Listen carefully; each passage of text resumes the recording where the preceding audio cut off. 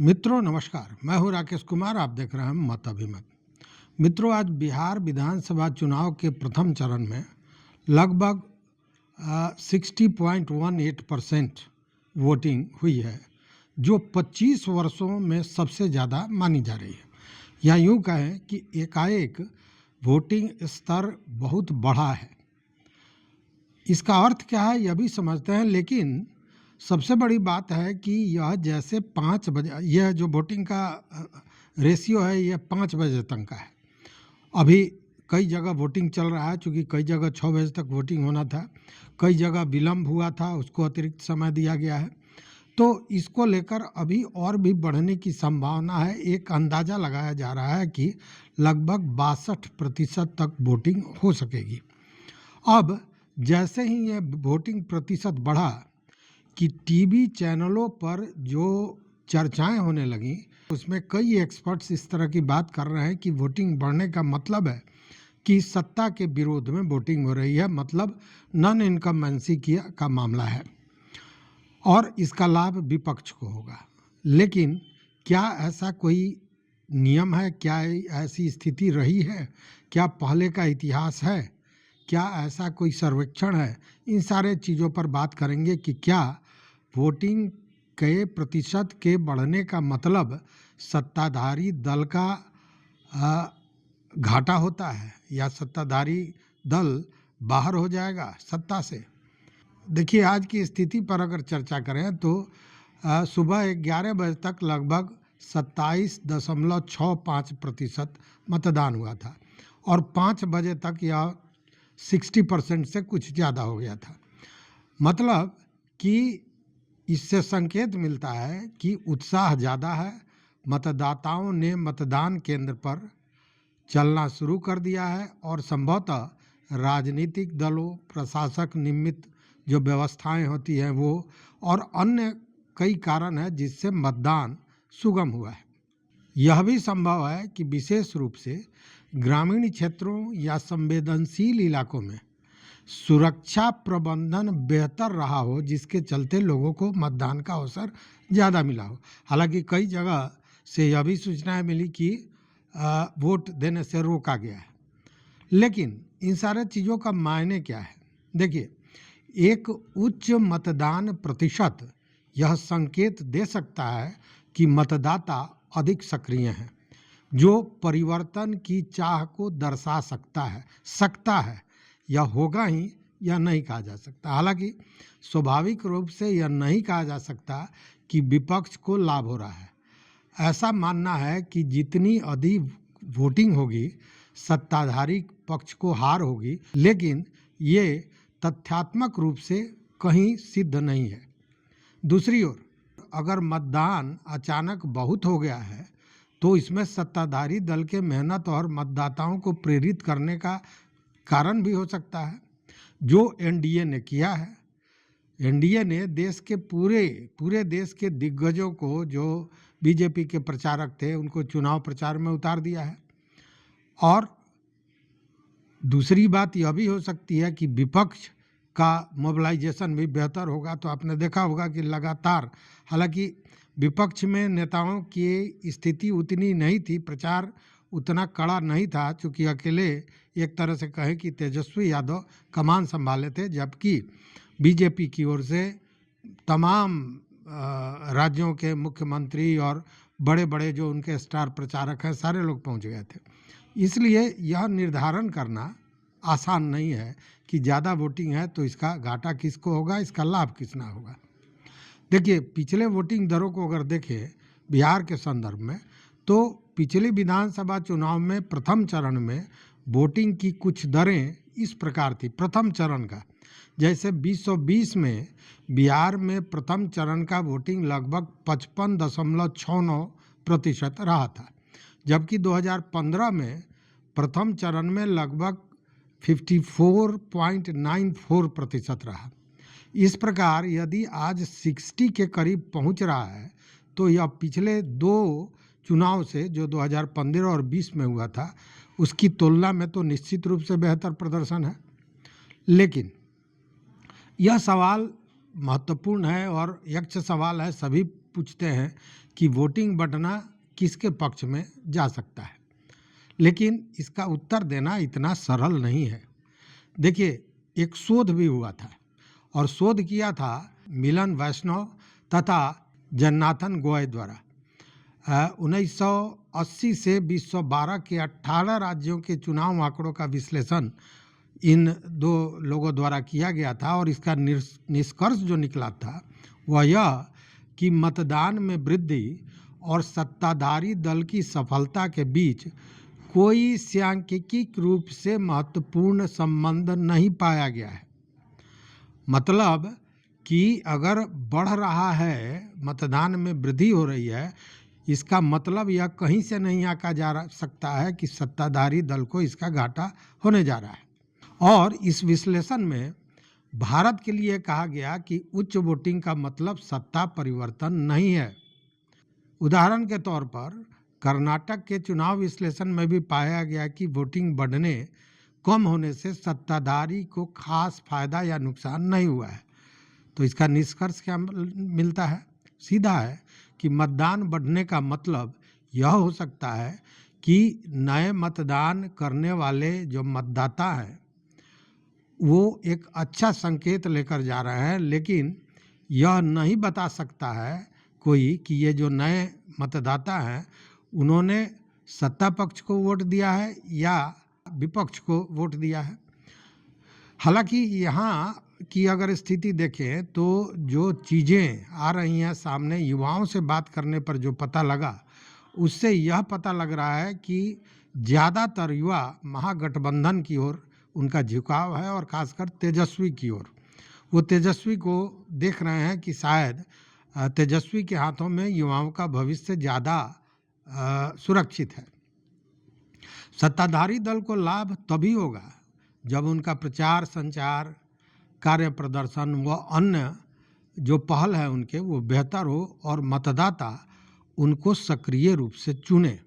विपक्ष को लाभ तभी होगा जब नाराज मतदाता सक्रिय हों और सत्ताधारी पक्ष के विरोध में मतदान करें। इसलिए आज का जो ये 60% का आंकड़ा है, इसको इस तरह से देखा जा सकता है कि यह सक्रिय मतदान की परिस्थिति है जो संभावना खोलती है, लेकिन यह तय नहीं किया जा सकता है कि इसका लाभ किस पक्ष को मिलेगा। लेकिन अगर बिहार के परिप्रेक्ष्य में आज का 60% का जो मतदान है, यह पिछले चुनाव के लिए एक सकारात्मक संकेत माना जा सकता है। मतदाताओं की भागीदारी बेहतर हुई है।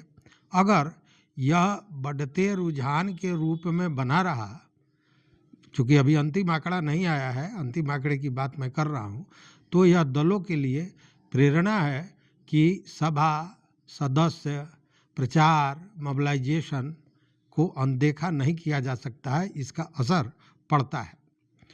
इधर सत्ताधारी दल को यह देखना होगा कि मतदान बढ़ा है तो क्या उन्होंने किए वायदे, उपलब्धियों को कैसे प्रस्तुत किया है, और अगर उसमें कमी रही है तो निश्चित रूप से विपक्ष को इसका लाभ मिल सकता है। विपक्ष को यह फायदा हो सकता है कि उन्होंने अब तक नहीं आए मतदाता को सक्रिय किया हो जो पहले से उदासीन रहते हैं, और यदि ऐसा है तो यह बदलाव की दिशा में संकेत दे सकता है। लेकिन यहाँ एक चेतावनी भी है, और चेतावनी यह कि मतदान बढ़ने का मतलब यह भी हो सकता है कि सत्तारूढ़ दल ने अपना योगदान बेहतर दिखाया हो, मतदाता ने भरोसा जताया हो, तो भी स्थिति उनके पक्ष में जा सकती है। मतलब निष्कर्ष हम यही निकाल सकते हैं कि आज बिहार में लगभग 60% तक जो मतदान हुआ है, यह एक मजबूत संकेत है, लोकतांत्रिक प्रक्रिया में सक्रियता है, यह स्पष्ट करता है। लेकिन इस वोटिंग बढ़ने से विपक्ष का पक्ष मजबूत हुआ जैसा साधारण सा निष्कर्ष निकालना भी सही नहीं है, जो शोध कहता है। और जो शोध कहता है कि मतदान और सत्ता परिवर्तन के बीच सीधा कोई संबंध नहीं है। इसलिए अगले पड़ाव में हमें यह देखना पड़ेगा कि कौन कौन सी सीटें किस तरह से झुकती है, किस ओर झुकती है, किस क्षेत्र में मतदान कितना हुआ है, और वोटिंग बढ़ने घटने का प्रभाव किस पार्टी या गठबंधन पर पड़ा है। मतलब कि इसका सूक्ष्म परीक्षण सीटवार करना पड़ेगा, चूँकि 60% हर जगह नहीं है, कहीं 64% भी है और कहीं 54-55% भी वोटिंग हुई है, सीट के अनुसार मैं बात कर रहा हूँ। मतलब कि आज की घटनाओं के संदर्भ में अगर समझें तो देखिए 1962 में मतदान दर 44% 47% था और 1967 में मतदान दर लगभग 51.51% रहा। 1985 में मतदान दर 56.27% रहा। 2015 में विधानसभा चुनाव में कुल मतदान दर 56% रहा और इसको सबसे ज़्यादा मतदान प्रतिशत माना गया।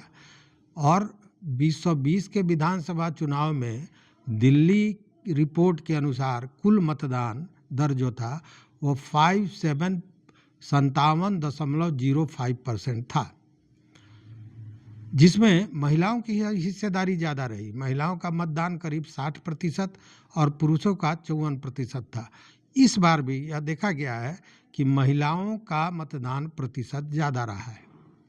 इन आंकड़ों से एकदम स्पष्ट होता है कि बिहार में समय समय पर मतदान दर बढ़ी है, लेकिन बहुत तेज़ी से नहीं बढ़ी है। जैसा हमने कहा कि उदाहरण अगर देखें तो 1962 में 44 से लेकर और 2015-20 तक 57% तक विकास हुआ है, मतलब निरंतर थोड़ा थोड़ा बढ़ोतरी देखा गया है। 2015 में 56.91% और 2020 में और 57.05% दरें पिछले दशकों की तुलना में बेहतर मानी जाती हैं, लेकिन अन्य राज्यों की तुलना में अभी भी मध्य या निम्न स्तर पर है। मतलब अन्य राज्यों में ये प्रतिशत ज़्यादा रहता है।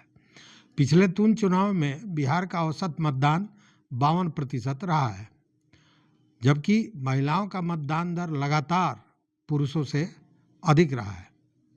मतदान दर बढ़ने का अर्थ इस रूप में भी देखा जा सकता है कि मतदाता सक्रिय हो रहे हैं, लेकिन जैसा मैंने पहले बताया कि यह स्पष्ट रूप से नहीं कहा जा सकता है कि किस एक पक्ष के पक्ष में यह जा रहा है, किसके पक्ष में जा रहा है।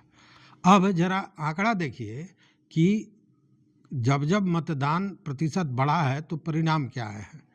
तो 1967 में 51.51% मतदान हुआ था, जो 1962 में 44.47% से ज़्यादा था। लगभग मान के चलें कि 6% ज़्यादा था। परिणाम यह हुआ था कि इंदिरा गांधी, जिनकी सरकार थी, वह हार गई थी और गैर कांग्रेसी गठबंधन की जीत हुई थी, मतलब सत्ताधारी दल का पराजय हुआ था। उसी तरह 1990 में देखें कि 62.04% मतदान हुआ था, जबकि उसके पहले 1985 में 56.27% मतदान हुआ था। मतलब यहाँ भी लगभग 6% का अंतर हुआ था। और परिणाम यह हुआ था जिसमें कांग्रेस, जो सत्ताधारी दल थी, उसकी हार हुई थी और जनता दल, लालू जी का जनता दल बड़े रूप से जीता था, उनकी सरकार बनी थी। कहने का मतलब कि यहाँ भी सत्ताधारी दल पराजित हुआ था। 2020 की बात करें तो यहाँ 62.57% था, जबकि पिछले चुनाव में मतलब 1995 में 61.79% था। यहाँ पे बहुत हल्का, बहुत छोटा सा बढ़त मिला था, मतदान दर में बढ़त आया था। और परिणाम यह हुआ कि आरजेडी सबसे बड़ी पार्टी बनी, लेकिन यहाँ राजनीतिक जटिलताएं बहुत थी। मतलब हमेशा गठबंधन की लड़ाई हो रही थी, इसमें कुछ लोग इधर से उधर, उधर से इधर। उस स्थिति में यह आकलन भी बड़ा मुश्किल हो गया था। 2010 की बात करें तो 2010 में 52.73% वोटिंग पड़ी थी, जबकि उसके पहले अक्टूबर 2005 में जो चुनाव हुआ था उसमें 45.85% वोटिंग हुआ था। परिणाम यह हुआ था कि एनडीए माने नीतीश कुमार के नेतृत्व में जेडीयू और बीजेपी ने चुनाव जीता था, यानी इन्हीं का सरकार बना रहा। और यह नहीं कहा जा सकता है कि नॉन इनकम्बेंसी का वहाँ पे असर पड़ा था। 2015 में 56.91%, जबकि 2010 में 52.73% वोटिंग हुई थी। और महागठबंधन मतलब आरजेडी, जेडीयू प्लस कांग्रेस ने अच्छा प्रदर्शन किया था। नीतीश कुमार फिर सीएम बन गए थे। कहने का मतलब यह है कि ये आकलन देखिए, हमने कहा क्या कि बाद वाले जो चुनाव हुए हैं यह गठबंधन के आधार पर हुए हैं। कभी जेडीयू कांग्रेस के साथ रहा, जेडीयू आरजेडी के साथ रहा, कभी जेडीयू बीजेपी के साथ रहा। मतलब कि नेताओं का और दलों का आदान प्रदान होता रहा, परिवर्तन होता रहा, जिससे स्पष्ट रूप से इसे परखना आसान नहीं है। 2020 का जो चुनाव था उसमें 57.29% मतदान हुआ था, जबकि इसके पहले 2015 में 56.91, मतलब कि बहुत थोड़ा सा बढ़त मिला था। और यह एनडीए वर्सेस महागठबंधन का मुकाबला था। परिणाम के बाद एनडीए मतलब जेडीयू और बीजेपी ने अपनी सरकार बनाई। नीतीश कुमार फिर सीएम बने। मतलब कि स्पष्ट रूप से हम कह सकते हैं कि बहुत थोड़ा परिवर्तन जब हो रहा है तो नहीं दिखा। जो पिछले स्थिति में हम लोगों ने देखा है कि 2 बार जहां मतदान प्रतिशत 6% से ज़्यादा रहा है, मतदान बढ़त 6% से ज़्यादा रहा है, उस समय सत्ताधारी दल बदला है 2 बार। उसके बाद जो बढ़त रही है 2 चुनाव के बीच में, वह इतना बड़ा नहीं रहा है, वो छोटा छोटा बढ़त रहा है। देखिए, महत्वपूर्ण बात यह है कि फरवरी 2005 में और अक्टूबर 2005 में दोनों मतदान बहुत कम हुआ था। फरवरी में 46% हुआ था और अक्टूबर में 45.85% रहा था। लेकिन खास बात यह था कि 2005 का जो फरवरी का चुनाव था उसमें हंग असेंबली बन गई थी, जिसके चलते फिर अक्टूबर में चुनाव हुआ और उसमें एनडीए स्पष्ट रूप से आगे बढ़ा, उसे जीत मिली। मतलब इसका सार यही है कि कितनी बार अधिक मतदान हुआ और सत्ताधारी की हार हुई, ऊपर के उदाहरणों से यह स्पष्ट होता है। मतलब मात्र 1967 में और 1990 में जब चुनाव हुआ, जिसमें मत प्रतिशत का जो बढ़ोतरी था वो 6% से ज़्यादा था, वैसी स्थिति में निश्चित रूप से सत्ताधारी दल को इसका हार का सामना करना पड़ा था। हालांकि 2000 के बाद से जो चुनाव हुए हैं उसमें राजनीतिक समीकरण मतलब दलों का विभाजन, गठबंधन बहुत जटिल रहा है। इसीलिए कोई साफ साफ इस पर अपना तर्क नहीं दे सकता है, किसी निष्कर्ष पर नहीं पहुंच सकता है कि क्या नॉन इनकम्बेंसी का लाभ हो रहा है सत्ताधारी दल को या घाटा हो रहा है। ये सारी चीज़ें हैं, क्योंकि 2010 या 15, 20 जितनी बार देखें तो नीतीश जी कंटिन्यू करते रहे हैं अलग अलग गठबंधन के मेल मिलाप से, अलग अलग दलों के मेल मिलाप से। इतिहास बताता है कि कभी कभी कुछ मामलों में उच्च वोटिंग ने सत्ता परिवर्तन के साथ जुड़ाव दिखाया है, जो मैंने बताया 1967 और 1990 में। लेकिन ऐसे समय में सामाजिक और राजनीतिक अवस्थाओं में भी व्यापक परिवर्तन हुआ था, परंतु यह मोटा नियम नहीं हो सकता है। बहुत बार वोटिंग बढ़ने पर भी सत्तारूढ़ ने जीत हासिल की है। इसलिए यह कहना कि ज़्यादा वोटिंग मतलब विपक्ष को फायदा, यह कोई सटीक और सामान्य नियम नहीं हो सकता है। मतलब कॉन्टेक्स्ट बड़ा मायने रखता है कि आर्थिक स्थिति क्या है, कानून व्यवस्था क्या है, कैरेक्टर किलर मुद्दे कैसे हैं, भ्रष्टाचार का आरोप कितना है, नेतृत्व परिवर्तन, यह सब एक निर्णायक मुद्दा होता है, चीज़ होता है जिस पर मतदान होता है। यदि निष्क्रिय मतदाता मतदान करते हैं तो वो खासकर तब करते हैं जब वो असंतुष्ट होते हैं। तो ऐसे स्थिति में सत्तारूढ़ को नुकसान हो सकता है। और अगर वो नए मतदाता सत्तारूढ़ के विकास प्रशासन से खुश हैं तो सत्तारूढ़ को फायदा भी हो सकता है। देखिए, राज्य स्तरीय टर्नआउट बढ़ना जरूरी नहीं है कि सभी जगह पर बराबर ढंग से मतदान का वृद्धि हुआ। कुछ सीटों पर भारी मतदान बदलाव के लिए किसी खास दल के लिए लाभदायक या हानिकारक हो सकता है। वहीं गठबंधन की राजनीति चल रही है। भारत में अक्सर गठबंधनों से परिणाम प्रभावित होते हैं।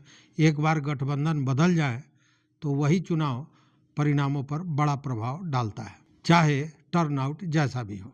तो इस सारे विश्लेषण के पीछे यही कहना था कि जो लगातार ये चर्चाएं चल रही हैं तमाम चैनल्स पर कि वोटिंग प्रतिशत बहुत बढ़ा है, उसमें वृद्धि हुई है, मतलब कि सत्ताधारी दल के अगेंस्ट में वोटिंग हो रही है, यह कहना बिल्कुल अनुचित है। चूँकि यह पिछला इतिहास भी हमने देखा, जो इसके विश्लेषक थे उन लोगों ने जो परीक्षण सर्वेक्षण किया है उसको भी देखा, कहीं ऐसा कोई नियम दिखता नहीं है। इन सारी स्थितियों को तब समझा जा सकता है जब सीटवार इन सारे चीज़ों का विश्लेषण किया जाए। तो यह पूरा वीडियो आपको कैसा लगा इस पर ज़रूर बताइएगा। देखते रहिए मत अभिमत। मित्रों, चैनल पर नए हो तो सब्सक्राइब कीजिए, लाइक कीजिए, दोस्तों के साथ शेयर कीजिए और अपना विचार जरूर दीजिए। बहुत बहुत धन्यवाद, कोटिशः आभार।